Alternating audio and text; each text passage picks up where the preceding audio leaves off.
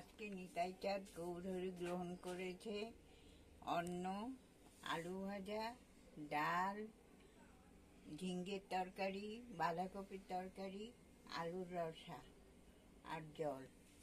সেই প্রসাদ বৃন্দায়নী গ্রহণ করেছে, গুরুবর্গরা ক্রমান্বয়ে গ্রহণ করেছে। বললো আজকে কালকে অনেক আইটেম হয়েছিল, আজকে তো বেশি আইটেম হয়নি। কালকে এলেন না কেন, যে দিচ্ছে মহিলাটা। আর কালকে তো আমাদের ব্রত ছিল।